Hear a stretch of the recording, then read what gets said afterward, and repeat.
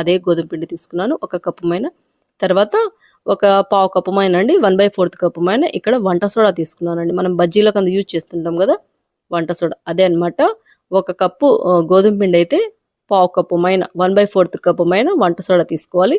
ఇది perfect ratio అండి. తర్వాత సేమ్ 1/4 కప్పు మైన ఉప్పు అండి, సాల్ట్.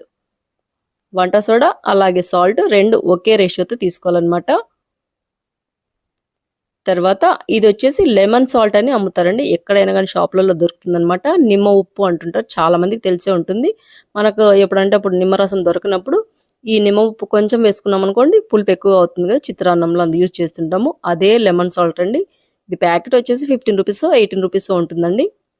మనము సాల్ట్ అలాగే వంట సోడా ఎంత తీసుకుంటామో దాంట్లో హాఫ్ మైన మాత్రమే తీసుకోవాలి లెమన్ సాల్ట్, గుర్తుపెట్టుకోండి. 1 కప్పు గోధుమ పిండికి పావు వంతున సాల్ట్ అలాగే వంట సోడా తీసుకున్నాను. తర్వాత ఆ వంట సోడా తీసుకున్న రేషియోతోనే హాఫ్ కప్పు మైన నేను లెమన్ సాల్ట్ తీసుకున్నాను. తర్వాత సేమ్ హాఫ్ కప్ కంటే కొంచెం ఎక్కువగా తీసుకున్నానండి సర్ఫ్ అనమాట, ఇందాక మీకు చూపించినది. ఇది వచ్చేసి కలర్ అండి, ఫుడ్ కలర్ అనమాట. ఏదైనా కానీ మనము పీతాంబర్ అవి కొనుక్కుంటున్నాం, దాంట్లో కొంచెం కలర్ చేంజ్ అయినట్టుగా ఉంటుంది కదా, మన తృప్తి కోసం ఫుడ్ కలర్ మీరు కావాలంటే వేసుకోవచ్చు, లేకుంటే లేదనమాట. మన తృప్తి కోసం కొంచెం నేను ఇక్కడ ఫుడ్ కలర్ తీసుకున్నాను. అంతే అండి, పర్ఫెక్ట్ రేషియో అనమాట ఇవన్నీ. తర్వాత ఒక మిక్సీ జార్ తీసుకోండి. మిక్సీ జార్ కూడా ఎక్కడ తేమ అనేది లేకుండా చూసుకునేసి ఇదిగోండి కప్పు గోధుమ పిండి ఇందులో వేస్తున్నాను. మనం మిక్సీకి వేయాల్సిన అవసరం ఏమి ఉండదు కానండి, నిమ్మ ఉప్పు కొంచెం షుగర్ లెక్క పలుకులుగా ఉంటుంది కదా, అది మెత్తగా అయ్యేదానికోసం అనమాట. మళ్ళీ ఒకసారి మీ అందరికీ చెప్తున్నాను చూడండి. కప్పుతో తీసుకున్నాము, ఆ కప్పు మైన కొంచెం ఎక్కువ ఉన్నా పర్లేదు అనమాట. సర్ఫ్ తీసుకున్నానండి.